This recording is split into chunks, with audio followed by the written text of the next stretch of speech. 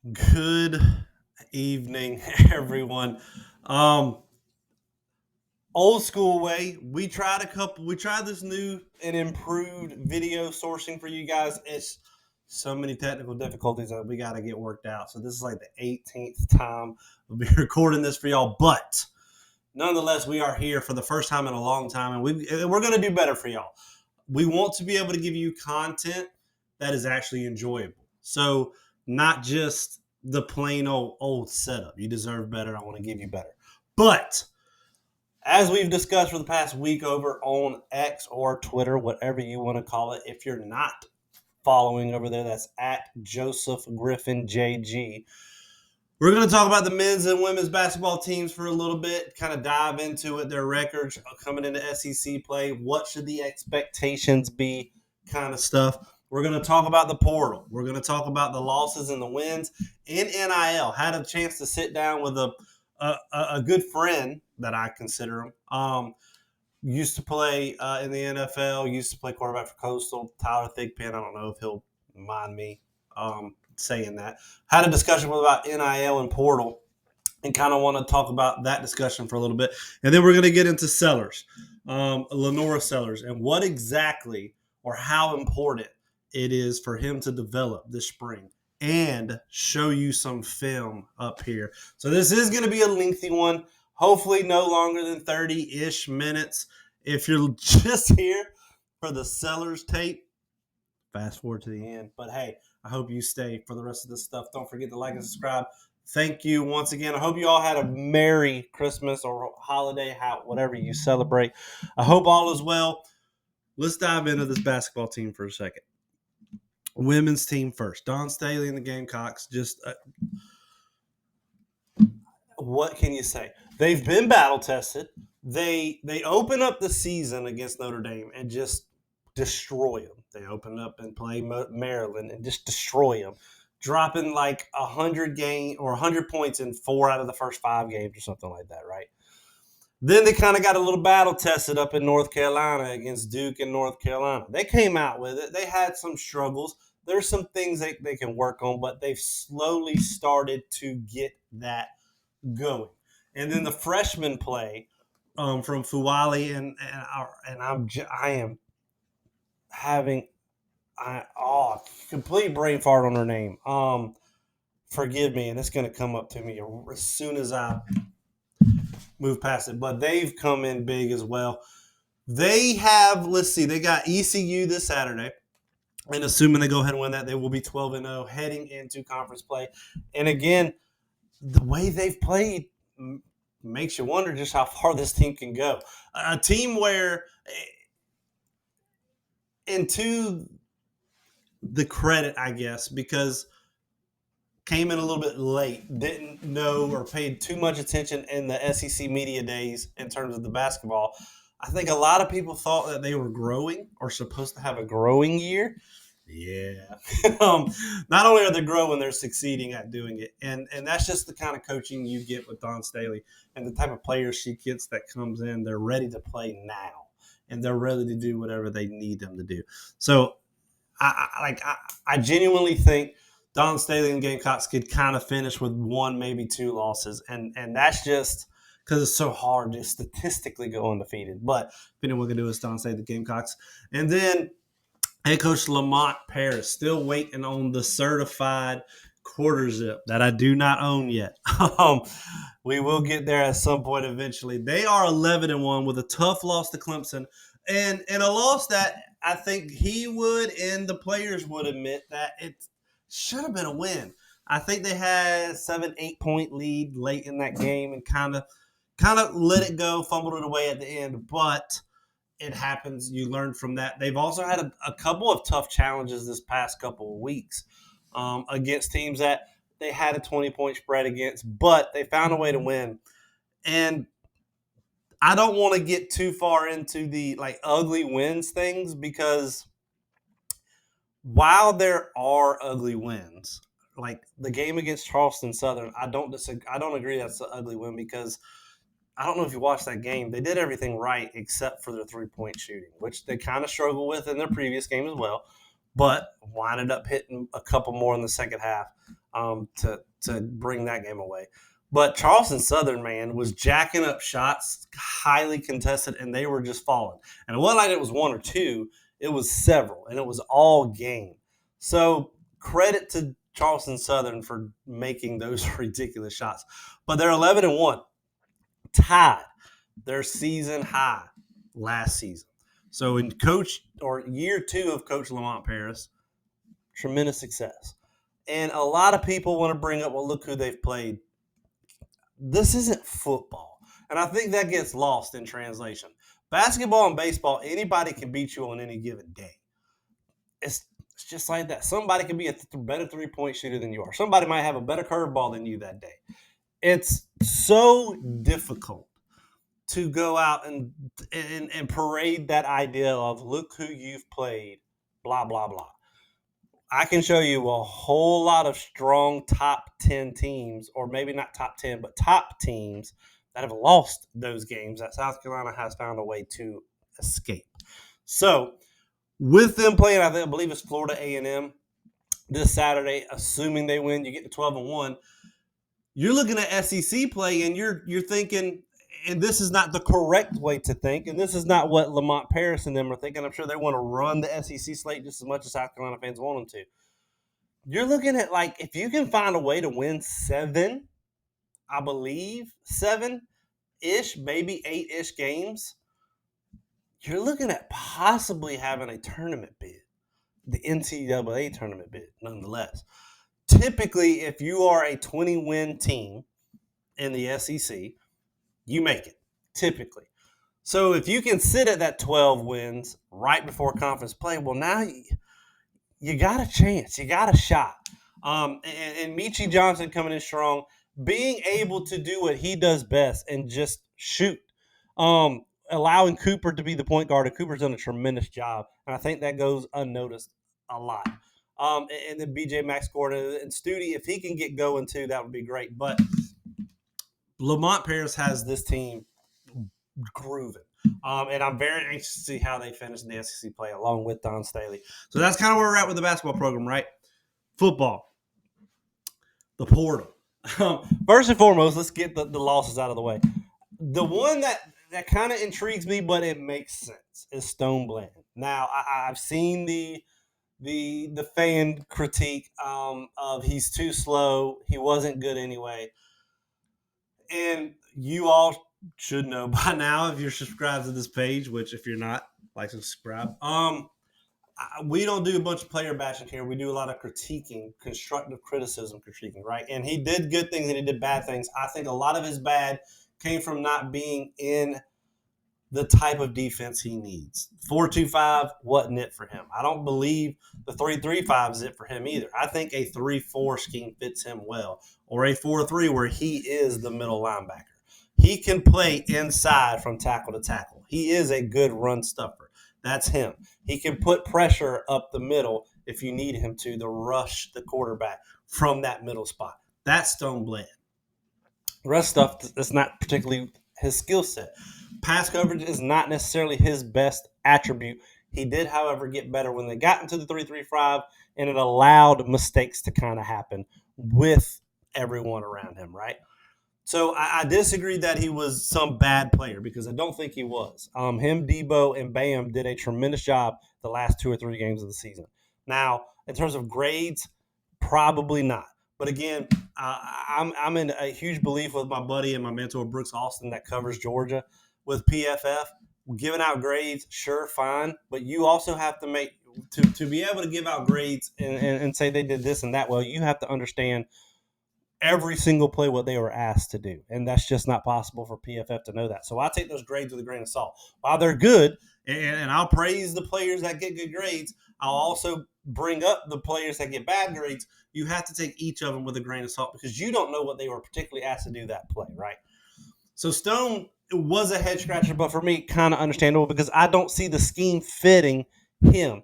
And you got a guy like Fred Johnson coming in. Ladies and gentlemen, I can't wait. We're going to be doing a behind the film series for you, where most of it's going to be on article format over on Gamecocks Digest and on X. We might do some of the breakdown stuff. If I can get better content for you guys or better recording for the film, it's going to be a dude. And then Wendell as well is extremely good as well.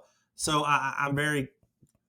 It doesn't shock me that he left. However, I think he started to get better towards the end of the season. I feel like that was your only big loss. Mario Anderson is a loss. And don't get me wrong, I loved everything Mario Anderson did. And I'm not going to be the analyst that sits here and breaks out the little, well, outside of this one big carry, he only had X amount of yards per carry. There's not a lot of running backs that would have had success behind the offensive line last season. And then that's just is what it is. Mario Anderson ran hard.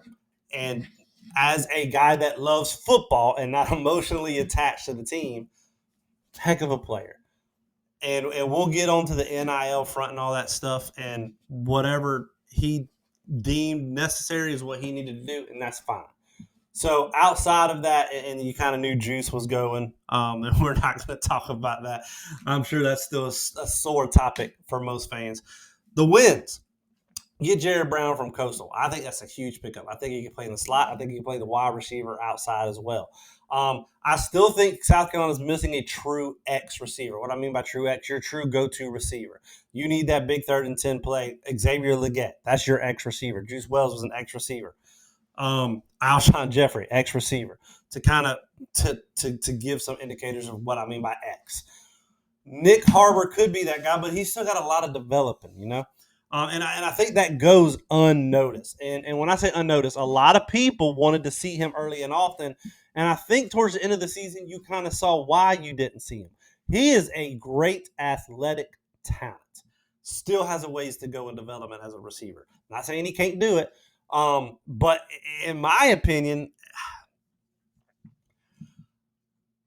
how do I say that? I think he would be best used as an H-back. And what do I mean by H-back? I mean like how Brock Bowers was used at University of Georgia. And no, I am not comparing those two in the slightest. The only downfall with something like that is I don't think Nick Harbor possesses the blocking ability to play that close to the line of scrimmage. So maybe you try to line him up in the slot more times than not, which is an untraditional slot receiver.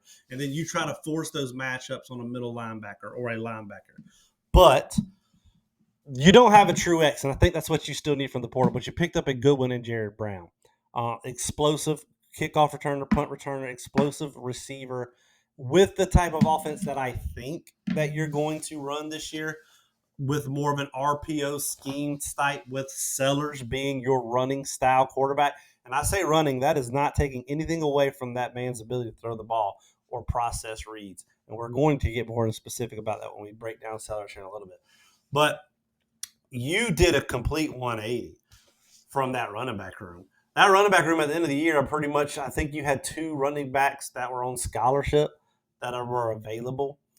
And now you turn that room, you get Rocket, you get Attaway, and then, I can't remember, Howell from South Carolina State. Flip that running back room upside down. And the beauty of this is this. With Rocket coming off the injury that he had this past season, he doesn't have to be the guy that carries the load like Mario Anderson did the last several games. He can split carries.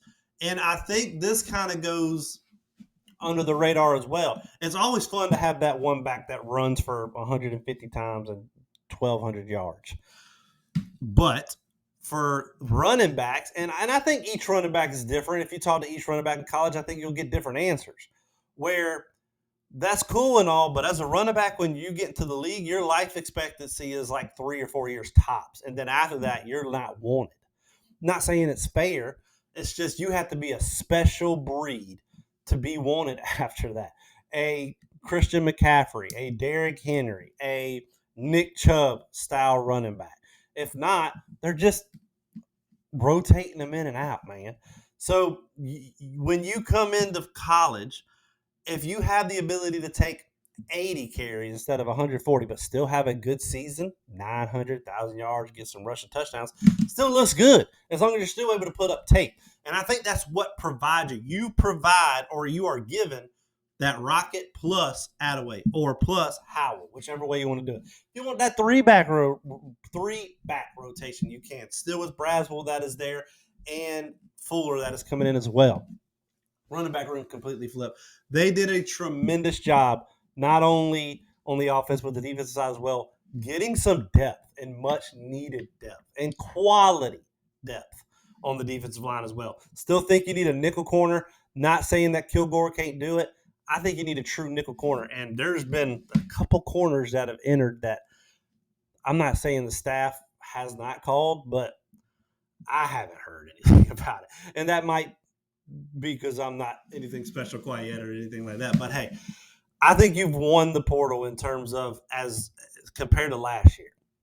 I think you have a lot to be excited about, especially the guy we're about to talk about now. Nice little segue into Sellers, right? So, LaNorris Sellers. First off, let's talk about the quarterback targets that have been rumored, that have visited, whatever. You had KJ Jefferson. You had Murphy. You've had that quarterback, Malachi. I can't remember his name, saved my life right now, from Southern California. And all of them have one thing in common. They all want to start. They're not coming to be told that they have to compete. And quite frankly, that's 90% of the quarterback situation that you want to or could potentially bring in anyway. So Shane Beamer, and bravo to him from not promising that to Murphy, to not promising that to KJ Jefferson, to not promising that to, I think it's Malachi Nelson. Come in and compete. If you think you're good enough, come beat Sellers. Simple as that. And I don't think anybody wants that. Nobody wants to come in to compete. Now, that's not sitting here telling you that's because Sellers is going to be all that. He might. We don't know.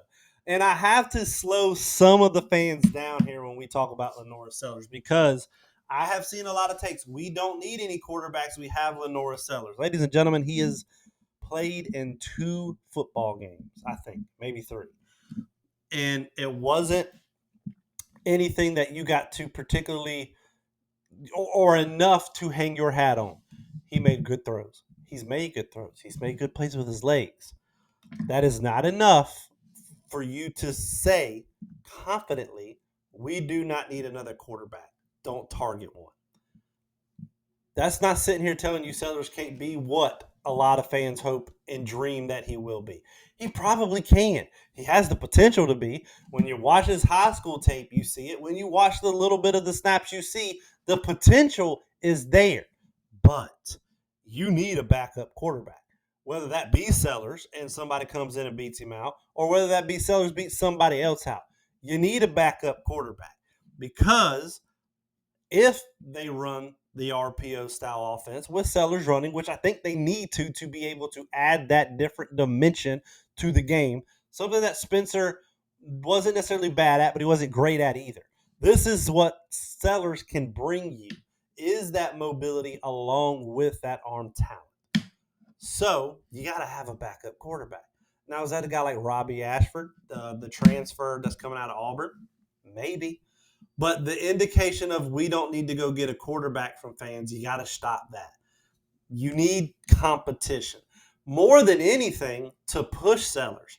Whether that would have been a guy like Swan coming out of Vanderbilt, whether that be a guy like Ashford, whether that would have been a guy like Malachi Nelson or Murphy or KJ Jefferson, you need someone to push him more than anything, whether he wins or loses the job. So you got to get rid of the notion of, hey, we don't need a quarterback. You need one for some purpose, whether it's to become a starter or to become a backup. But let's talk about how important Sellers is in terms of his development this spring. One, you might not get a backup quarterback. Your backup quarterback may very well be Dante, or it may very well be Luke, or whomever else at this particular moment. And his development is very, very crucial. And here's why. This spring, that's all you're going to see and hear about. You, as a fan base, are either going to overhype Sellers or undersell Sellers. There will not be any in between. whatsoever. And it's not just Carolina's fan base, it's everyone's fan base. Everyone's fan base hypes somebody up. Like Cade Klubnik. 2 years ago, I was telling Clemson fans when I was working with covering Georgia, he wasn't going to be the guy they thought he was, and he hasn't been. Guys like, I'm trying to think of his name right now, Emory Jones, that transferred out of Florida. Like, again, you have to be very cautious with spring. While it's a good indicator of where things are going, you got to be cautious with it. But his development is crucial because 9 times out of 10, he's going to be the starting quarterback for the University of South Carolina next season. Another tough schedule, might I add.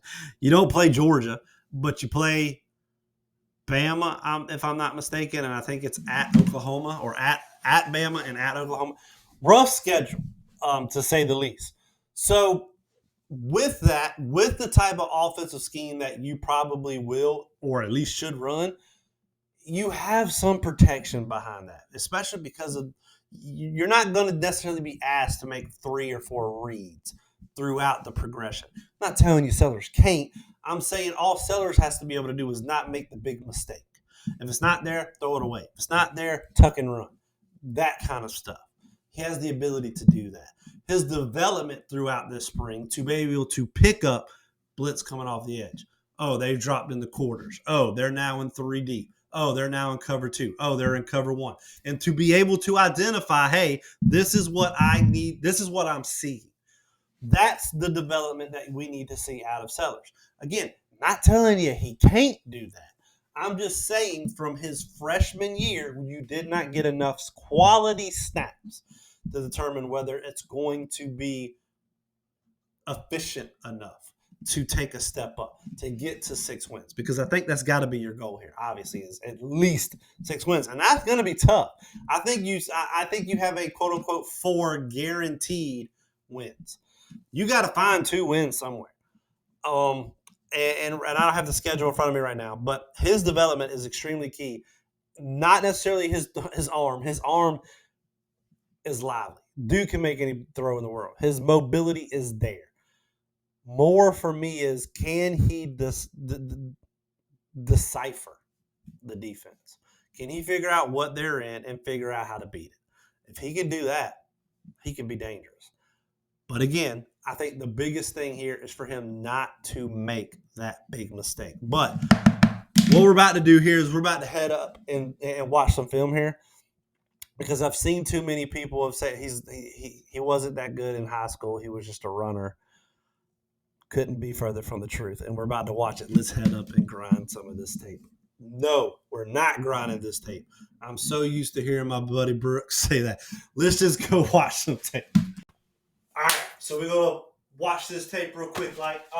This is LaNorris Sellers stuff. This is his stats from this past season, or his senior season 2 years ago at this point, if I'm not mistaken, or a year ago. But the only number that, quote-unquote, concerns me is this one right here. But to that credit, a majority of college football's top quarterback are sitting at the 63-64% range. So I wouldn't worry too much about that. But this right here should tell you what type of quarterback he is. Now, a lot of people will go to Twitter and tell you he's only a running quarterback. A lot of people will tell you he doesn't know how to process.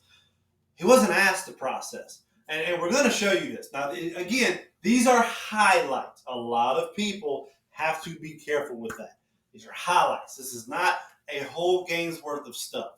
So he makes the correct reads when they're there.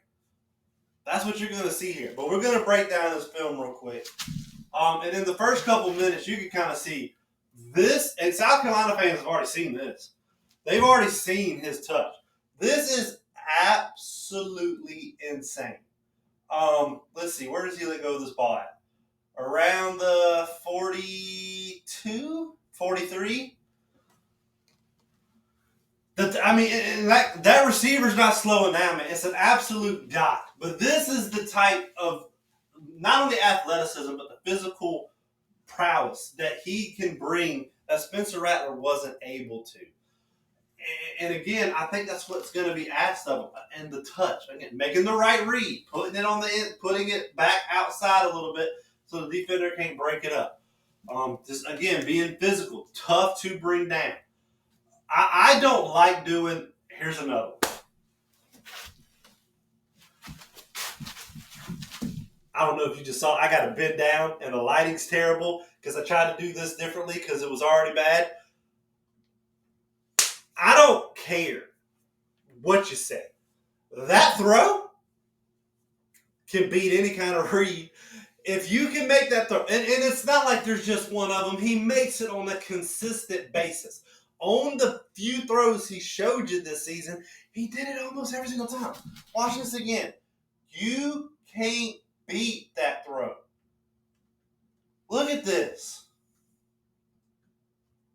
This is good coverage. Believe it or not, I know it's hard to tell, and a lot of this is the actual film play. That's not anything on my end. That's coverage, man. That is good coverage.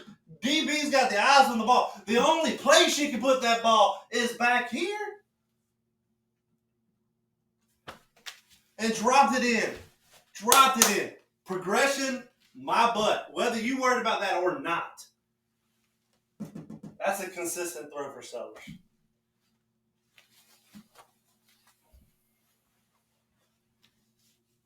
Again, has the ability to improvise. Something Spencer did quite a few times this year. For my liking, though, I think he was never really sure with what he wanted to do. Sellers, if he's going to improvise, if that first look isn't there, he's going to take off. And it's not going to be any hesitation. Again, another touch throw. Good catch for the receiver. I don't think a lot of people understand how hard that is. But this is what I think you're going to see a lot of this year for South Carolina. Maybe not in the pistol formation, but you have the shotgun formation. You're going to have Brown here. You'll have Simon here. You'll have Leggett here, or not Leggett, Harbor here, and then somebody, Russell. You might have Mazo here, Brown there. But this is all you're going to see, RPO action. If they sink in, hit that one-on-one. If it's not there, hand it off. If it's not there, run. I think you're going to see this a lot this year, so get used to it. And I think Sellers is kind of already used to that. Again, another flipping dot. Good catch by the receiver again, but ladies and gentlemen, progression or not, whether that's what you're worried about or not, he can make every single throw. And again, we need to see what he can do progression-wise. But in his highlights, he's not being asked to make those progressions. He's being asked to go make plays. If that read ain't there, go make a play. Another touched ball, man. This kid's got some touch on his balls, dude. Throws, I should have said, but I'm sure that'll be memed for the rest of my life.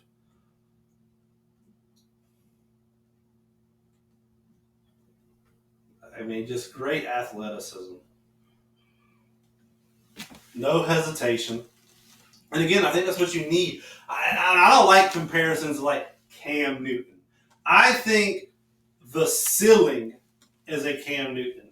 I think what he is currently at its peak is, or where he is currently, and this might not be fair to KJ, but I think he's a fair comparison to KJ Jefferson, but Sellers has a better arm, in my opinion. So I think but when he ends his career at Gamecock, I think he's somewhere in between KJ Jefferson and Cam Newton. I don't think it's fair to maybe even like again, y'all aren't gonna like this comparison. Maybe like a Taj Boyd type or a Deshaun Watson type. Maybe even a no, I don't think that's a fair. But again, look at this touch. That receiver's not having the slowest stride. You can't find me an underthrown ball. I haven't seen one yet. And the ability to roll, set his feet, throw a perfect ball. And we're going to end it on this. And I know it's not a lot of film, but you don't need a lot of film. the ability to roll, set, throw. That's perfect. That is perfect leverage here. We're not too far on our front foot. We're not too far on our back foot. We are perfect to be able to throw the football. That's where he's at after coming off a bootleg to his weak side. And he still sets his feet, makes a perfect ball. But in that same breath, in the last play, he can make these throws on the run too. So to the crowd of, and when I say crowd, I get it. And again, I apologize for the bad lighting here. To the crowd that says, hey, Sellers can't play. Sellers can't throw. He can't read progressions. I don't think he's going to be asked to read progressions. I don't think he's going to be asked to go make that third or fourth read. I don't think he's going to be asked to do that. I think it's going to be a lot of RPO. If the first, second read ain't there, go make a play, son. That's it. Hand the ball off to Rocket. Hand the ball off to Howe. Hand the ball off to Attaway. Throw the ball to Brown. Throw the ball to Russell. Throw the ball to Mazio. Throw the ball to Nick Hart. Quick. That's all you're asking from him year one. Year one, don't make the big mistakes. That's it. That's all. I don't think he's going to be asked to do what everyone is criticizing him for not doing. And again, this is a highlight tape. I can't sit here and tell you he can't. I can't sit here and tell you he can. Based off of this, he can make every throw in the book. He is a mobile, athletic, and physical quarterback. In college football, that gives defenses problems. Look at a guy like Milroe. If he had a better arm, would give defenses problems. Look at a guy like Florida State's quarterback that I'm forgetting, Jane Daniels for LSU. If you are able to be a mobile threat with an accurate and talented arm, you give defenses problems. Sellers has that. The potential is there. The throwing ability, the power, the precision is there for Sellers. Everything else, we got to see play out. But that's it. I hope you enjoyed it. We will see you next week at some point, and we will talk about something. Don't forget to like and subscribe. See you next time.